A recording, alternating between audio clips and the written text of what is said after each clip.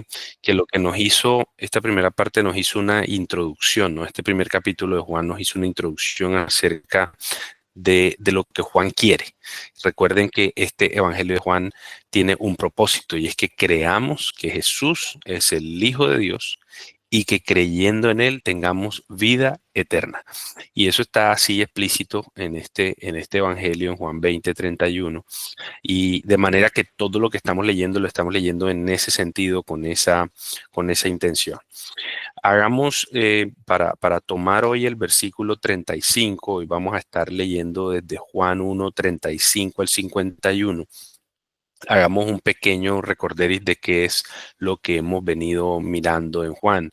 En Juan empezamos hablando de unas verdades teológicas muy profundas, como que en el principio era el verbo estaba con Dios y el verbo era Dios, que todo a través de él, del verbo, fue hecho y no es nadie más sino Jesucristo de quien se estaba hablando ahí, de quien Juan estaba escribiendo. Y cuando ya presenta un poco a Jesús y las verdades acerca de que Jesús es Dios mismo y que se hizo carne, entonces empieza a presentar el testimonio de alguien muy importante que es Juan el Bautista. Juan el Bautista tiene un testimonio muy bonito, muy especial de cómo Dios incluso lo escoge desde mucho antes para ser esa voz que prepara un pueblo. De hecho, ahí en Lucas es muy bonito cómo lo describe Lucas y dice que va a venir a que el corazón de muchos israelitas se vuelva al Señor. Y lo que estaba haciendo Juan era preparando camino. Y luego de que leímos este testimonio de Juan el Bautista, que ve a Jesús y dice, he aquí el Cordero de Dios que quita el pecado del mundo, cuando vemos ese testimonio de Juan el Bautista que dice, yo no soy digno ni siquiera de desatar la correa de sus sandalias, entonces seguimos caminando como en esta primera parte, en este primer capítulo, que básicamente son testimonios de personas que vieron a Jesús y que lo conocieron y que se convencieron, de alguna manera, se convencieron de que Jesús es el Hijo de Dios y que es el Mesías prometido. Entonces, quiero entonces que con esto eh, vayamos a la Biblia y podamos entonces hoy estudiar este pasaje. Fíjense que Juan aquí en este relato, Juan eh, habla, eh, aquí estamos mirando ahí en la pantalla, les estoy poniendo la primera parte de Juan, el verbo se hizo carne, luego viene el testimonio de Juan el Bautista, que fue lo que hablamos la semana pasada, básicamente. Y entonces Juan aquí, Juan el evangelista, Juan el que está escribiendo este evangelio, empieza a hablar de algunos días. El primer día que habla Juan el evangelista es el día en que vienen los judíos, los fariseos, a preguntarle a Juan el Bautista que quién era él, que quién era él. Entonces, eso ya lo vimos. Y luego miren que en el versículo 29 dice al día siguiente, y es como un recuento de varios días. El primer día, Juan el Bautista le habló a los fariseos y les dijo, yo no soy el Cristo, yo simplemente soy una voz que clama en el desierto. El segundo día, entonces, que es este que les estoy mostrando allí, el versículo 29 dice, al día siguiente Juan vio a Jesús que venía hacia él y le dijo, ahí está el Cordero de Dios. El segundo día, y Juan tenía unos discípulos que se estaban bautizando. Y recuerden que hablábamos de que el bautizo, este tipo de bautizo en el pueblo de Israel era muy raro, era como fuera de lugar hasta cierto punto, porque se suponía que ellos eran el pueblo de Dios y que ellos no necesitaban arrepentirse de nada. Pero precisamente Juan viene diciendo, se acerca el reino de Dios, arrepiéntanse, y les está diciendo a los israelitas, ustedes se creen muy buenos, no tienen que arrepentirse de sus pecados.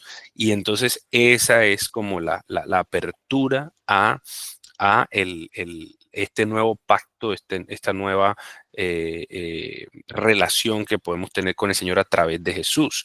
Y entonces Juan empieza a apuntar esto. Y luego en el tercer día, entonces este es el tercer día al que nosotros vamos a empezar a mirar, que está aquí en el versículo 35. Por eso quería como ubicarlos un poquito acerca de cómo viene el relato para que podamos verlo mejor. En el versículo 35, entonces voy a empezar a leer hasta el versículo 51. Al día siguiente, Juan estaba otra vez allí con dos de sus discípulos y vio a Jesús que pasaba. Y dijo, ahí está el Cordero de Dios. Y los dos discípulos le oyeron hablar y siguieron a Jesús. Jesús se volvió y viendo que los seguían, les dijo, ¿qué buscan? Y ellos le dijeron, Rabí, que traducido quiere decir maestro, ¿dónde te hospedas? Vengan y verán, les dijo Jesús.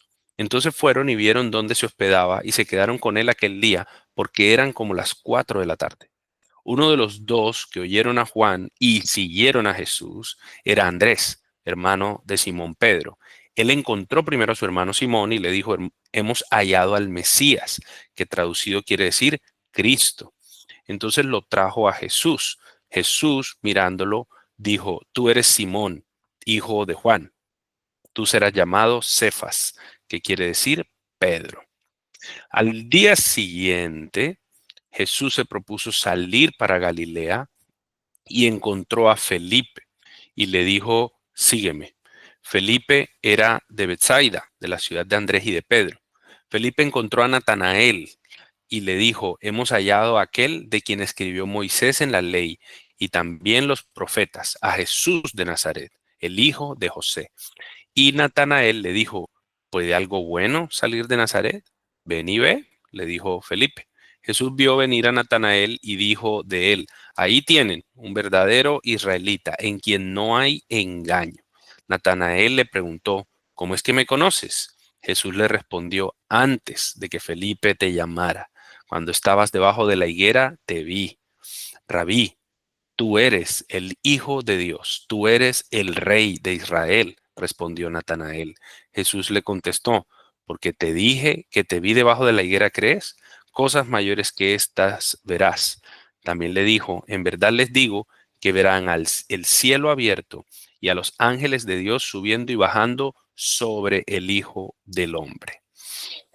Este es nuestro texto de hoy y me parece un texto espectacular. Hay muchas verdades aquí muy interesantes, pero lo que está pasando aquí en general, en grande, es que comienza el ministerio de Jesús.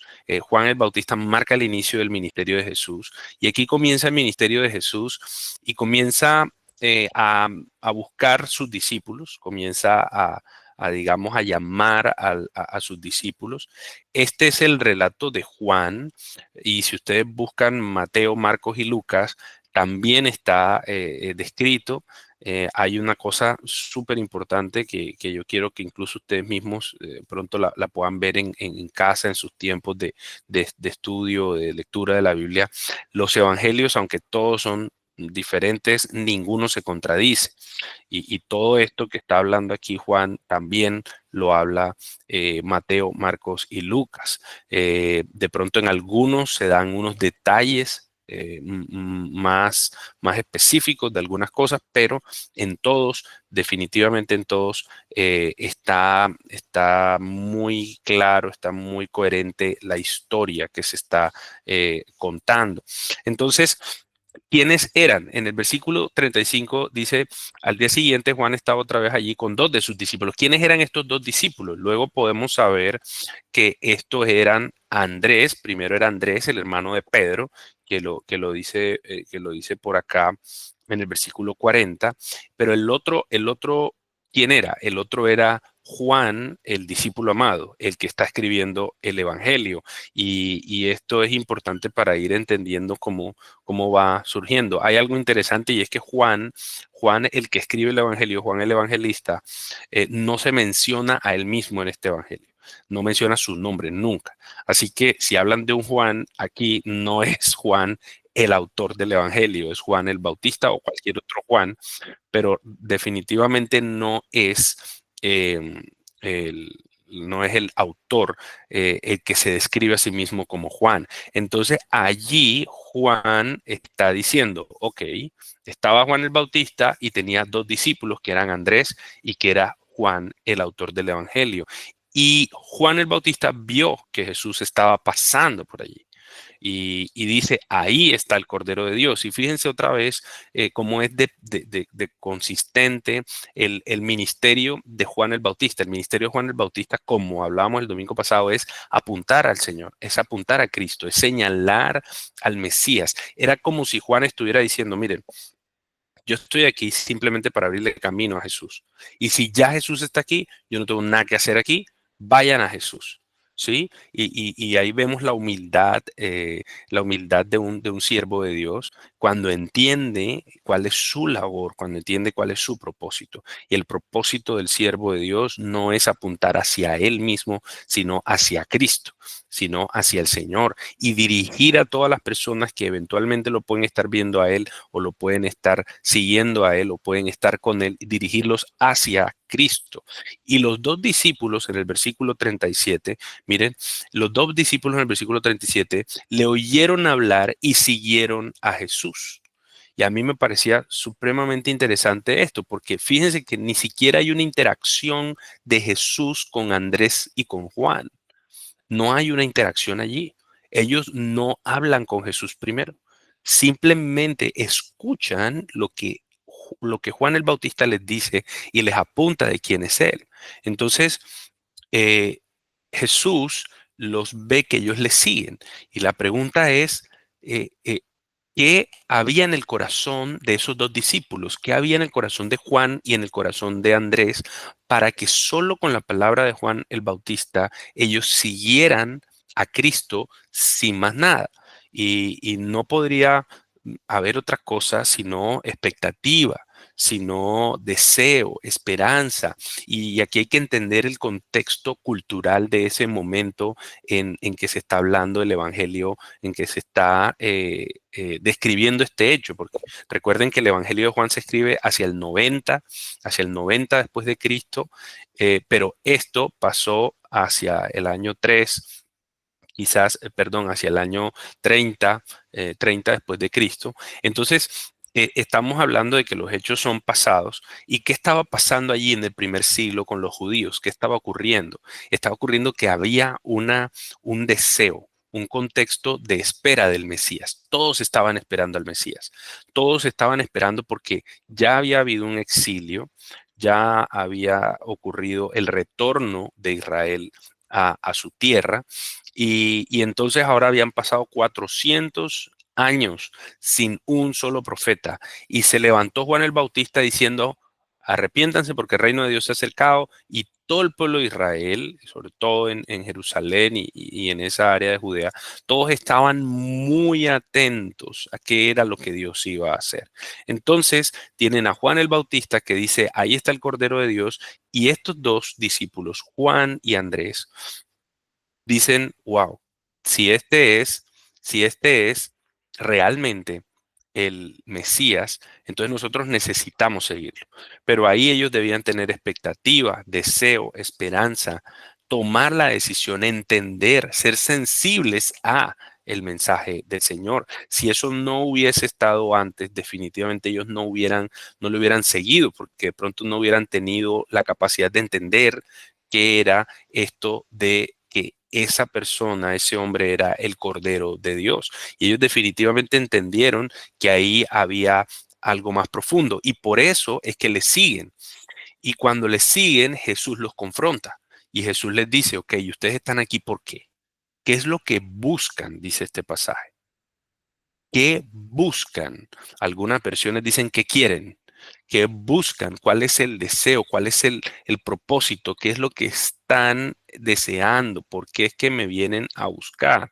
Y entonces ellos le dicen rabí, maestro. Y fíjense que ya lo, ya lo están, ya lo están poniendo, ya lo están poniendo como un maestro, o sea, reconocen en él la autoridad de enseñar la palabra de Dios y le dicen dónde te hospedas.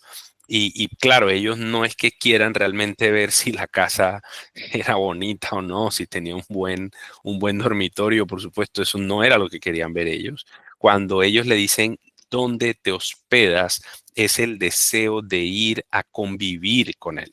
Y ahí nos ayuda mucho a entender cómo era la relación de un maestro con sus discípulos en el primer siglo, en los judíos.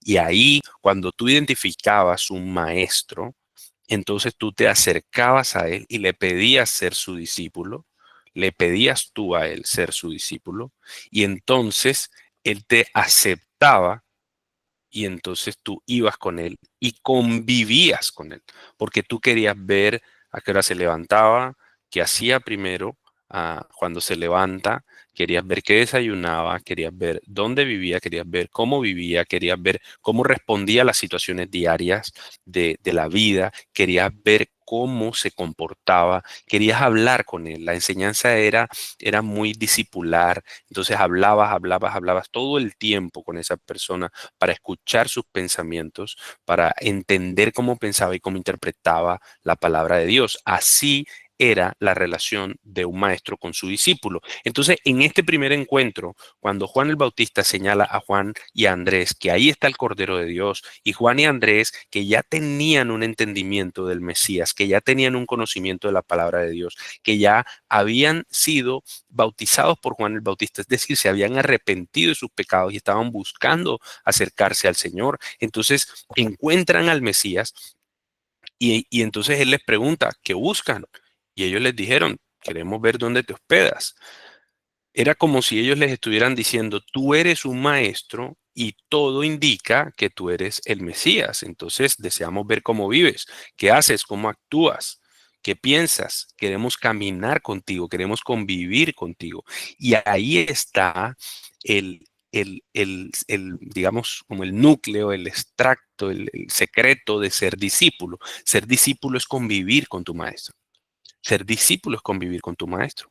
Y entonces yo he llamado a este tema, ¿qué tipo de discípulo eres? Porque en este texto vemos tres tipos de discípulos, para resumirlos, digamos, tres tipos de discípulos que han venido mostrando ciertas características. Este primer grupo es el grupo de sedientos. Este primer grupo de discípulos o tipo de discípulos, por supuesto, esto no pretende ser una clase de qué discípulos son, simplemente estoy tomando la enseñanza de este pasaje, pero por supuesto en la Biblia hay muchos otros ejemplos de cómo Dios se acerca y cómo los discípulos se acercan a Dios.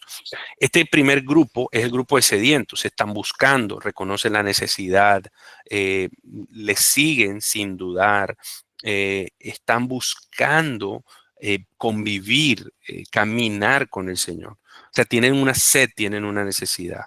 Y en el versículo 39 el Señor les dice, luego de que ellos le preguntan dónde te hospedas, el Señor les dice, vengan, vengan y verán, les dijo. Entonces fueron y vieron dónde se hospedaba y se quedaron con él aquel día, porque eran como las 4 de la tarde. Entonces los discípulos tenían tal sed, tal necesidad, tal deseo, que fueron a ver dónde se hospedaba. Y yo no sé si ustedes recuerden, pero el Señor describe cómo era su casa, cómo era donde él vivía. Yo quiero que vayamos un momento aquí a Mateo 8:20. En Mateo 8:20 está clarito cómo era el lugar donde vivía Jesús. Y vamos desde el versículo 19. Miren que dice aquí, y un escriba se acercó y le dijo, Maestro, te seguiré a donde quiera que vayas. Más o menos lo que Juan y Andrés le dijeron, queremos ver dónde vives, queremos ir, seguirte. Entonces Jesús le responde, las zorras tienen madrigueras y las aves del cielo tienen nidos, pero el Hijo del Hombre no tiene dónde recostar la cabeza. Ahí estaba clarito dónde vivía el Señor. El Señor no tenía una casa. El Señor básicamente donde le daban posada, el sitio donde le dejaban estar, ahí estaba Él. Así que Él no tenía mucho que mostrar. ¿Qué pudieron ver los discípulos, Andrés y Juan? ¿Qué pudieron ver en el Señor en ese momento? Bueno, seguramente lo que más les interesaba no era el lugar donde vivía, sino estar con el Señor, estar con Él. Y yo creo que esa debe ser nuestra sed. Y pareciera que los discípulos lo hubieran buscado a él. Pareciera que los discípulos lo hubieran buscado a él, porque ellos escuchan a Juan y se van detrás de él y le dicen, te queremos seguir, queremos ver dónde te hospedas. Pero nosotros sabemos muy bien, que quien nos busca a nosotros es el Señor. Y yo quiero ahí que miremos un capítulo, unos capítulos más adelante, en Juan capítulo 6, en el versículo 41. Miren este pasaje tan contundente. Miren que dice, por eso los judíos murmuraban de él, porque había dicho, yo soy el pan que descendió del cielo. Y decían, ¿no es este Jesús, el hijo de José, cuyo padre y madre nosotros conocemos? ¿Cómo es que ahora dice, yo he descendido del cielo? Jesús les dijo, no murmuren entre sí. Nadie puede venir a mí sino lo trae el Padre que me envió, y yo lo resucitaré en el día final. Qué palabra tan contundente. Nadie puede venir a mí sino lo trae el Padre que me envió. Y creo que está absolutamente claro. Están los judíos, los enemigos de Jesús, digamos, los líderes espirituales del momento que no logran conectar con Jesús y están peleándose de qué tan real, tan cierto, qué tan verdadero es Jesús como profeta, como maestro. Y Jesús les dice, relájense. No murmuren entre sí, o sea, no tienen que discutir acerca de esto, porque nadie me puede seguir, nadie puede venir a mí si el Padre no lo trae. Fíjense que hay un tema aquí de que muy claro, de que antes de que tú puedas venir a Cristo, ya el Padre te ha puesto en Cristo. Y esto es algo que a mí me parece espectacular, porque a veces nosotros pensamos que es una decisión independiente de Dios el seguir a Jesús. Y pues claro, es una decisión tuya, tú la tomas, es una decisión tuya y tú eres responsable de seguir o no seguir. Pero cuando tú le sigues, eso ocurrió porque Dios había hecho algo en tu corazón. Y eso igual está en Primera de Juan. Juan, el mismo autor, el mismo Juan que estamos leyendo, en su carta, en Primera de Juan 4, miren lo que dice Primera de Juan 4:19. Este es un pasaje que seguramente usted lo ha podido leer o ver en otro momento. Y dice, nosotros amamos porque Él nos amó primero. Claro, en nosotros hay amor, en nosotros hay deseo, en nosotros hay intención de seguir, de amar, de buscar, de conocer al Señor, a Dios, a Cristo, pero eso ocurre por una cosa, porque el Señor te puso allí antes, porque el Señor te dio su amor primero. Entonces, aquí vemos en este primer pasaje cómo Andrés y Juan llegan y encuentran al Señor Jesús y, y entonces allí entendemos que ya había un trabajo. Esa es un trabajo en el corazón de ellos por parte del Señor. Ya había una expectativa, ya había un conocimiento, ya había un deseo, había una esperanza, había un entendimiento, una sensibilidad que permitió que ellos tomaran una decisión rápidamente, porque la decisión fue absolutamente rápida. Le dijeron, mira, ahí está el Cordero de Dios y ellos inmediatamente lo siguieron. Entonces, sigamos mirando y fíjense que ellos ahí en el 39 les dice, y fueron y vieron dónde se hospedaba. Y no fue como que, qué desilusión, miren dónde está. Y este es el maestro, este es el que vamos a seguir. ¿Y a dónde vive este? Habían rabinos en ese tiempo que tenían casas y escuelas. Entonces tenían en una casa muchos discípulos y los discípulos veían cómo vivía él, convivían con él, pero eran muchos discípulos en una misma casa. Jesús no tenía casa. Entonces, a pesar de eso, miren que dice que se quedaron con él aquel día. ¿Ustedes se imaginan la conversación con Jesús? ¿Ustedes se imaginan entender lo que hablaron allí? ¿Ustedes se imaginan cómo Jesús les pudo haber explicado lo que era el reino de Dios y lo que significaba su venida? En el versículo 40 entonces especifican quién era uno de esos dos discípulos que se quedaron con él todo aquel día. Y dice, uno de los dos que oyeron a Juan y siguieron a Jesús era quién? Andrés, hermano de Simón Pedro. Él encontró primero a su hermano Simón y le dijo, hemos hallado al Mesías. Qué interesante, miren, Andrés, que había escuchado a Juan, había tenido una conversación de todo un día con Jesús y luego encuentra a su hermano y le dice desde la expectativa, desde la esperanza y desde el convencimiento, porque tuvo una conversación con Jesús tantas horas y al parecer se convenció porque va a su familia y le dice, hemos hallado al Mesías. El Mesías es el ungido. Cristo también en griego es el Mesías, es el ungido. Mesías en hebreo es ungido, Cristo en griego es ungido. Entonces hemos encontrado al ungido, hemos encontrado al Salvador, hemos encontrado al que estaba prometido, al que hemos estado buscando, al que hemos estado esperando. Nosotros estábamos siguiendo así a Juan el Bautista, pero no, el que hay que seguir es a este es al que hay que seguir. Yo estuve con él, Simón Pedro, estuve con él y es increíble. Hemos hallado al Mesías, lo encontramos. Es impresionante esto. Entonces, Andrés no se queda contento con decirle que hemos hallado al Mesías. En el versículo 42, miren lo que dice. Entonces lo trajo a Jesús. Lo trajo. O sea, Andrés, el hermano de Pedro, hace el trabajo completo, ¿no? Le da la noticia, pero además lo coge la mano y lo trae, ¿no? Esa es la idea. No la idea de obligado, ¿cierto? Sino la idea de que lo guía y lo lleva y le dice, ven, vamos a ver, vamos porque yo quiero que lo conozcas. Yo quiero presentártelo. Yo quiero presentártelo. Entonces lo trajo a Jesús en el versículo 42 y Jesús mirándolo le dijo, tú eres Simón, hijo de Juan. Tú serás llamado Cefas, que quiere decir Pedro. Y es probable que Pedro también tuviera la expectativa del Mesías. Eran hermanos, habían crecido en el mismo pueblo. Luego adelante sabemos que es de Bethsaida, que es un pueblo alrededor del mar de la Galilea. Y le dice entonces Andrés a Pedro, le dice, mira, esto que hemos estado soñando, esto es increíble, o sea, encontramos al Mesías, en verdad está aquí, o sea, ven y te lo presento. Y Jesús lo mira fijamente, lo mira y le dice, te conozco, Pedro, te conozco, Simón, tú eres Simón, hijo de Juan, te conozco. Y ya por lo que hemos estudiado antes en el capítulo 1, ya sabemos que Jesús es el creador de todo, es el sustentador de todo. Así que estaba Pedro mirando a su creador a los ojos. Y Jesús le dice, yo te conozco, Pedro. Yo te conozco, Simón, hijo de Juan. Simón significa el que oye. Viene de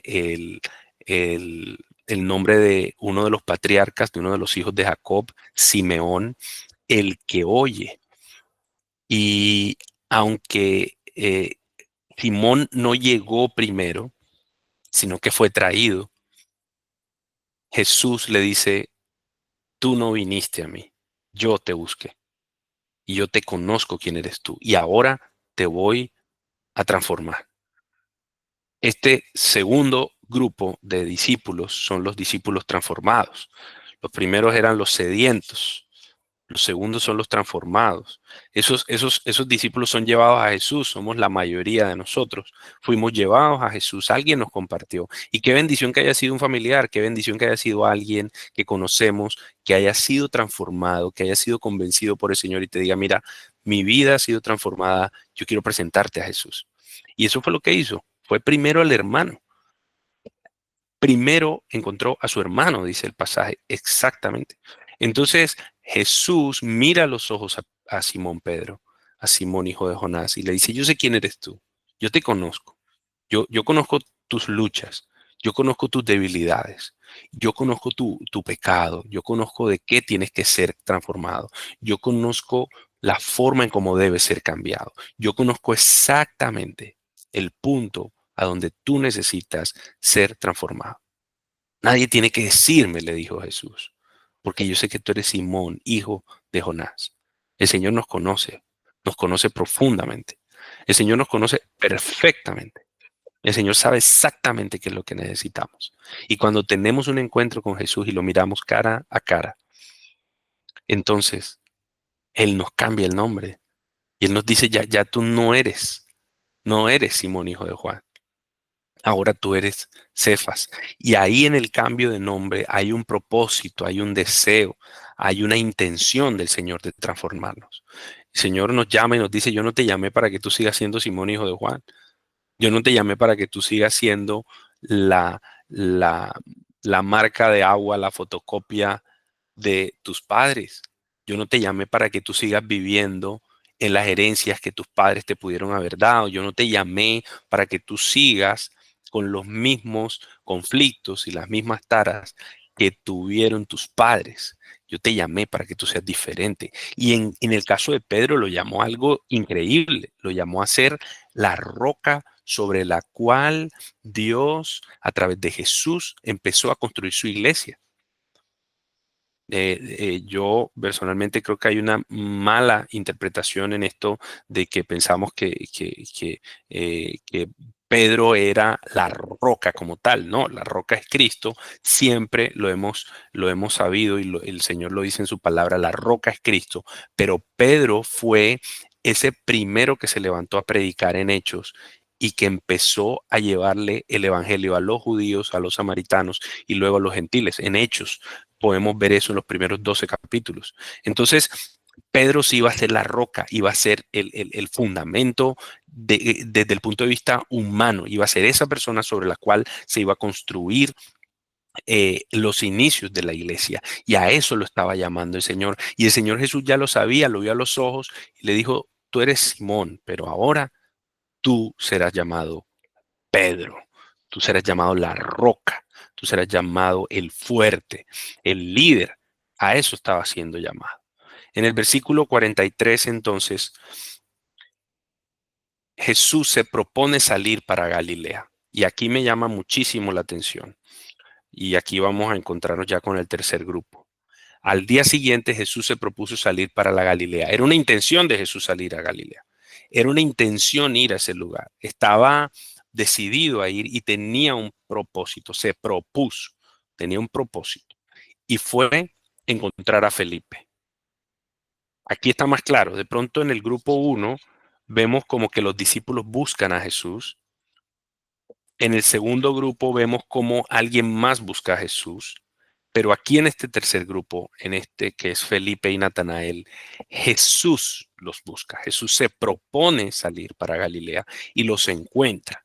No importa cuál hayamos sido nosotros o cuál seamos nosotros, si aparentemente viniste por tu deseo o si alguien te llevó o si Cristo mismo vino y te mostró de alguna forma particular a ti, ya el Señor había hecho un trabajo en nuestro corazón y ya nosotros, no por nuestro propio deseo, sino porque el Señor había puesto amor en nosotros, nosotros le buscamos. Así que no tenemos nada de pronto de que ufanarnos, y Pablo habla mucho de esto. No podemos ufanarnos de nada porque el Señor antes ya nos ha dado todo. Entonces el Señor Jesús se propone salir para Galilea y encuentra a Felipe y le dijo, sígueme.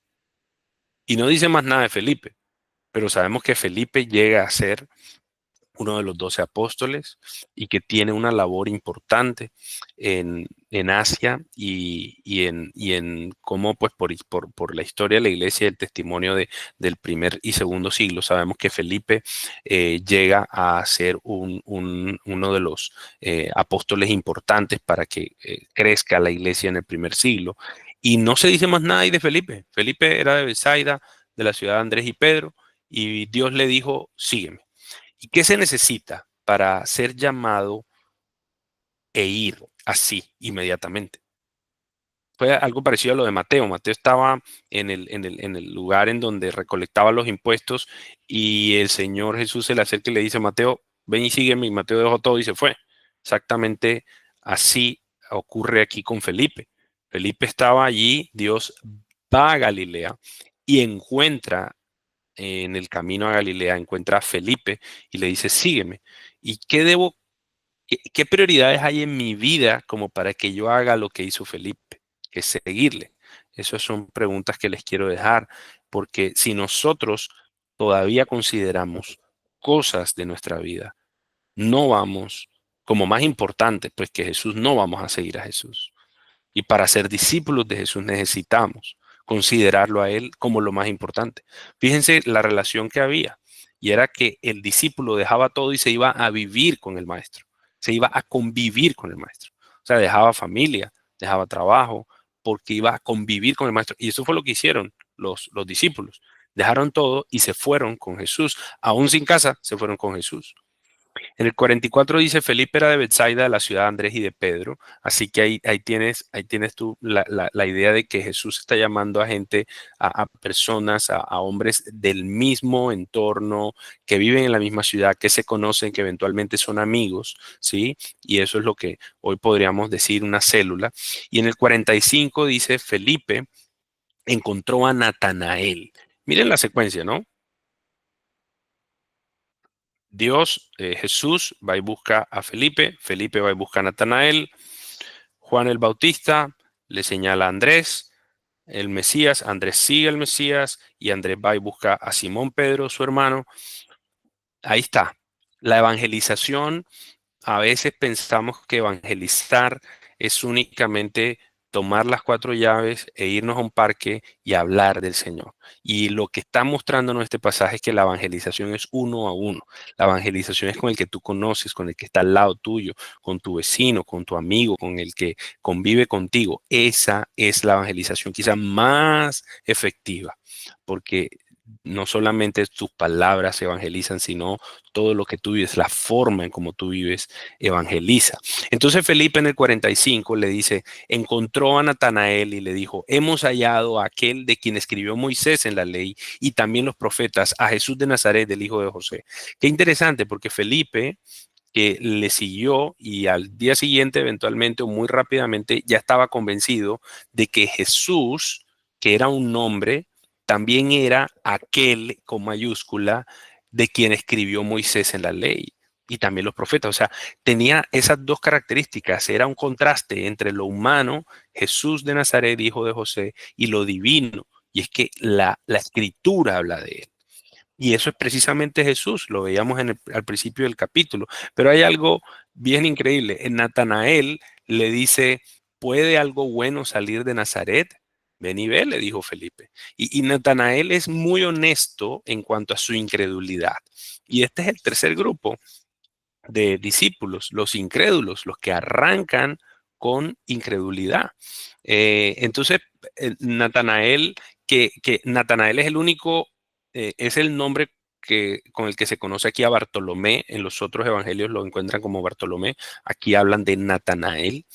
Eh, entonces, Natanael es muy honesto y le dice, ¿puede algo bueno salir de Nazaret? Y parece que hubiera como algún tipo de sectarismo, de clasismo. Pues, Nazaret es un pueblo de segunda, tercera, cuarta categoría.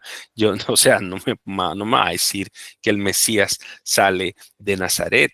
Y no quiere decir que no creía en el Mesías. Natanael seguramente también hacía parte de un grupo de jóvenes, de muchachos israelitas que tenían este deseo y la expectativa de que el Mesías iba a llegar en cualquier momento.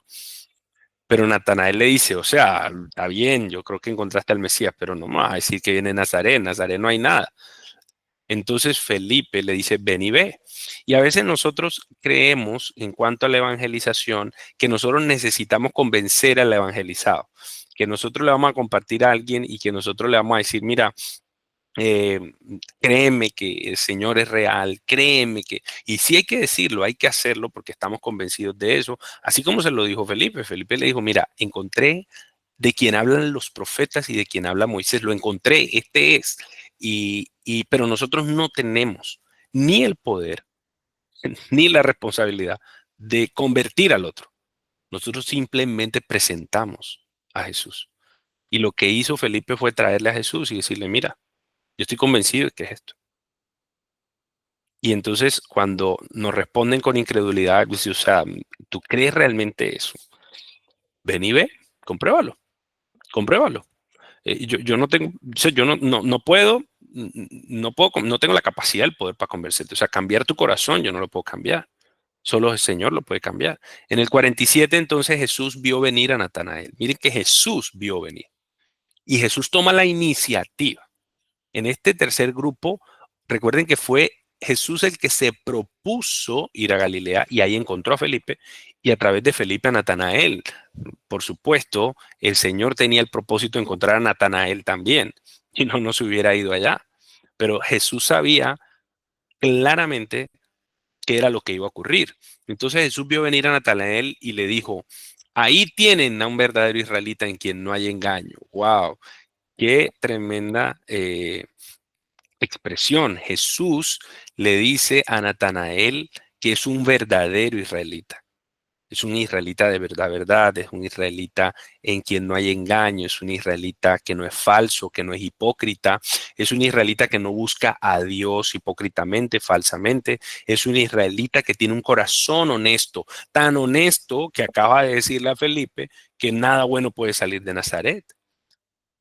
Entonces Natanael le pregunta, ¿cómo es que me conoces? Y es parecido a lo que le ocurrió a Pedro. Pedro, Pedro no dijo nada, pero Jesús le dijo, yo sé quién eres tú. Yo te conozco, tú eres Simón, hijo de Jonás.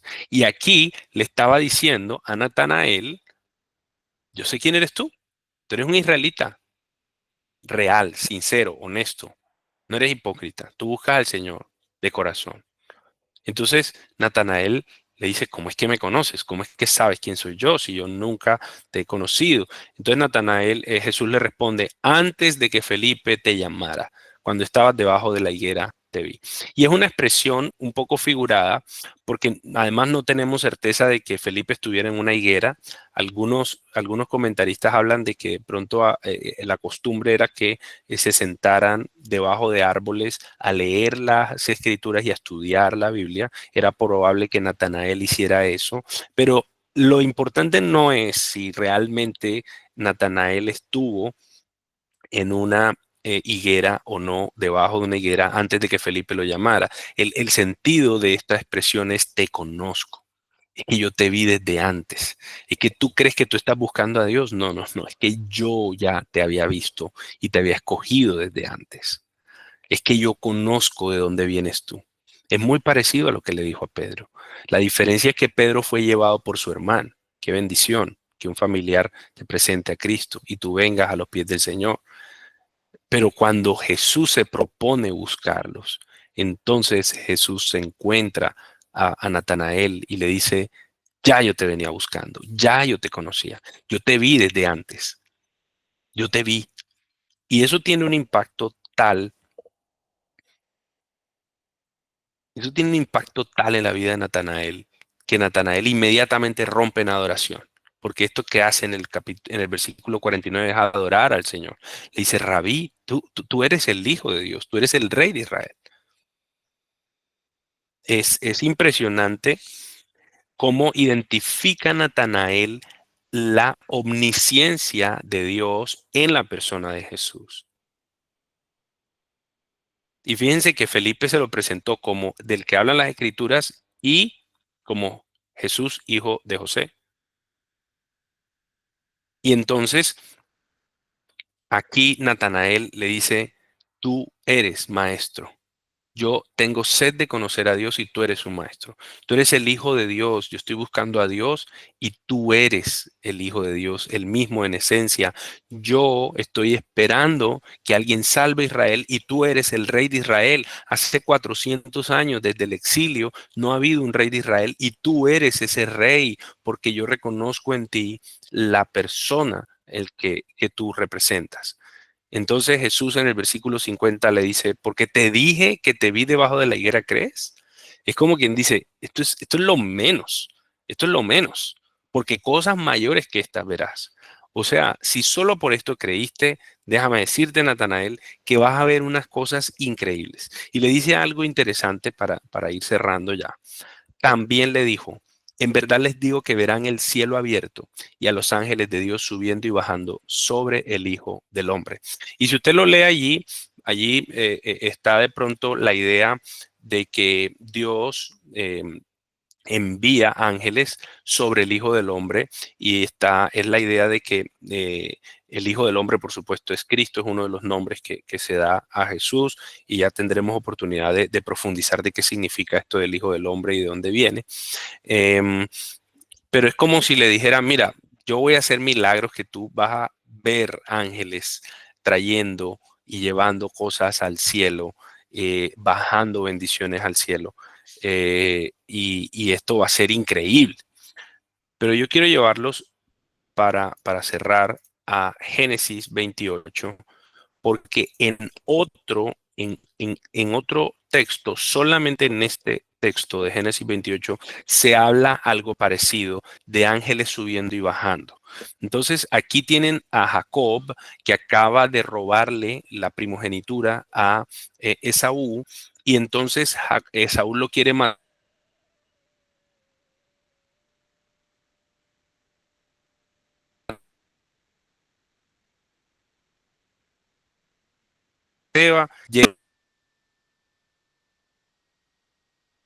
Había una escalera en el versículo 2, apoyada en tierra, cuyo extremo superior alcanzaba hasta el cielo. Por ella los ángeles de Dios subían y bajaban. Es exactamente lo mismo que está hablando el Señor en Juan. En Juan, en este pasaje dice, vas a ver los cielos abiertos y vas a ver subir y bajar. Pero miren esto, vio una escalera apoyada en la tierra, cuyo extremo superior alcanzaba hasta el cielo, o sea, vio un camino al cielo, vio una unión, vio una conexión entre el cielo y la tierra. Dice, apoyada en la tierra y el extremo superior alcanzaba el cielo. Y por ella los ángeles de Dios subían y bajaban. Por la escalera, los ángeles de Dios subían y bajaban. Y aquí lo que hace Dios es que le habla a Jacob en el sueño y le dicen, yo soy el Señor, el Dios de tu padre, te voy a dar esta tierra, te voy a bendecir, te extenderás, tu descendencia será como el polvo, en fin, le da toda una serie de bendiciones. ¿Y qué contiene esto entonces? ¿Qué contiene esto? ¿Qué es lo que estamos viendo aquí al final del primer capítulo del Evangelio de Juan? Miren lo que le dice Jesús a Natanael. Dije, en verdad les digo que verán el cielo abierto y a los ángeles de Dios subiendo y bajando sobre el Hijo del Hombre. Entonces, ¿quién es la escalera? ¿Quién es la escalera? Si en Génesis la escalera llegaba al cielo y tocaba la tierra, y por ella subían y bajaban ángeles, y ahora aquí en Juan le dice a Natanael, verás los cielos abiertos y ángeles de Dios subiendo y bajando sobre el Hijo del Hombre. ¿Quién es la escalera? Y ahí el artículo es súper importante y la construcción de la oración es importante, porque aquí lo que está diciendo Jesús es yo soy la escalera.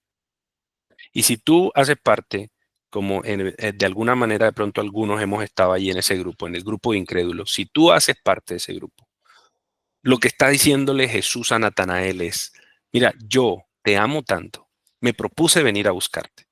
Fue intencional, yo vine a buscarte. Y yo te conozco. Y si tú solo porque te conozco desde antes, me crees, fantástico. Pero yo soy mucho más que un clarividente. Yo soy mucho más que alguien que te conoce o que te adivina el pasado o te adivina el futuro. Yo, yo soy la escalera que conecta el cielo con la tierra. Y yo soy la única manera que tienen las bendiciones de Dios bajar a la tierra. Y por eso los ángeles de Dios, los emisarios de Dios, suben y bajan sobre mí, el mediador de todo lo bueno del cielo. La forma en que puedes obtener todo lo bueno del cielo es a través de mí. Porque yo soy mucho más de lo que tú crees. Yo soy la escalera, yo soy el camino, yo soy la conexión del cielo con la tierra. Y yo vine para convencerte a ti de que yo soy el Hijo de Dios y que yo soy el único camino al Padre. Entonces, eventualmente hemos sido los tres grupos. Yo puedo decir que estaba en el grupo uno de los sedientos, de los que ha deseado buscar al Señor, y esto porque Él me amó primero y me ha mostrado su amor. Yo he sido de los que alguien ha invitado y lo han llevado en algún momento y entonces he sido transformado y el Señor me ha mudado, me ha transformado tantas cosas en mi vida y eventualmente en algún punto hemos podido ser incrédulos. Pero lo importante no es en qué grupo estés, simplemente estoy mostrando la estructura del texto y lo que el Señor nos muestra en este pasaje. Lo importante realmente es qué vas a hacer tú. Lo importante es qué vas a hacer. Tú escuchas el llamado de Jesús y le sigues. Tú escuchas el llamado de Jesús y tienes la capacidad de seguirle. Eh, eh, Acudimos a Él cuando nos llama. Y de pronto alguno está pensando, bueno, pero José, me has dicho que es Jesús el que me busca, que yo necesito primero un cambio interno en mi corazón para buscarle. Y la respuesta es sí. Entonces ya sabes por qué tienes que orar, ¿sí?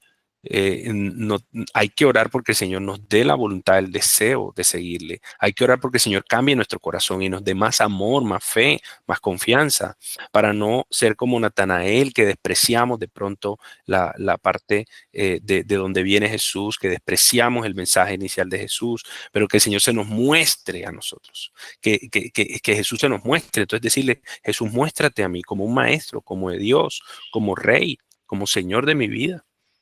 Muéstrate a mí. Yo de alguna manera no creo algunas cosas, soy incrédulo, pero yo sé que tú eres esa escalera a través de la cual yo puedo recibir las bendiciones. Es decir, yo quiero conectarme con el cielo, yo quiero buscar al Señor.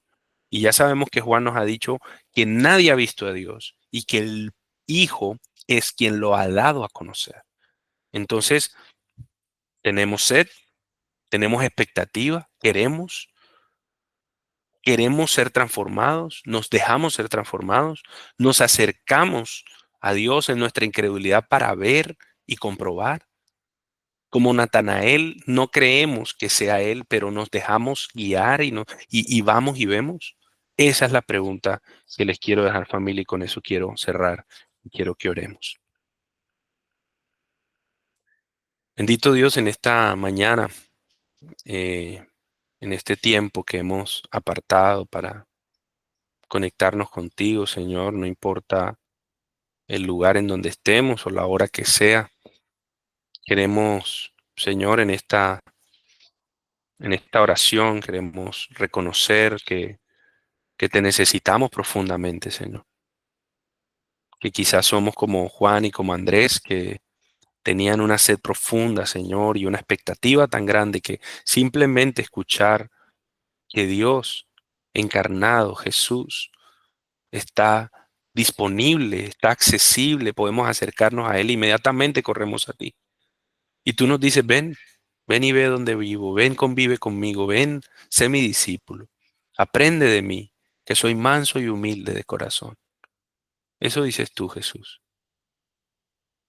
No importa, Señor, si no vamos a ti inmediatamente, Señor, sino que alguien nos lleva, alguien nos invita. Y entonces tú, Señor, también nos transformas. También tomas, Señor, nuestro pasado y nos dices, ya tú no vas a ser el mismo, ahora vas a ser diferente. Ahora te va a poner un nombre diferente, un propósito diferente, un objetivo en la vida diferente. Y seremos como Pedro. Y también, Señor, si por alguna razón no creemos, somos incrédulos, Señor, que tengamos la voluntad, Señor, de verte como nuestro Maestro, de verte como el Hijo de Dios, nuestro Salvador, de verte como el Señor y Rey de nuestras vidas. No importa en qué situación estemos, Señor, hoy queremos decidir en nuestro corazón seguirte. Hoy queremos decidir en nuestro corazón conocerte, acercarnos a ti. Hoy queremos en nuestro corazón y yo te pido, Señor, que tú nos ayudes a todos los que estamos aquí conectados, que nos ayudes a tomar la decisión correcta, a que nuestro corazón se incline a ti. ¿Qué tipo de discípulo soy, Señor? No importa qué tipo de discípulo sea. Yo solo quiero ser el discípulo a quien tú llamas y el discípulo que decide seguirte. Ese es el discípulo que yo quiero ser. Yo quiero seguirte, yo quiero dejar mi vida pasada. Yo quiero dejar las herencias, Señor, que quizás mis padres me han podido dejar humanas, terrenales. Y quiero ver la escalera. Quiero ver los cielos abiertos a través de ti, Jesús, y recibir todo lo que el Padre tiene para mí. Yo te alabo, te bendigo y te doy gracias, Señor, por este mensaje. Y te ruego entonces que nos ayudes y nos enseñes a vivir cada día siendo discípulos tuyos. En el nombre de Jesús hemos orado. Amén.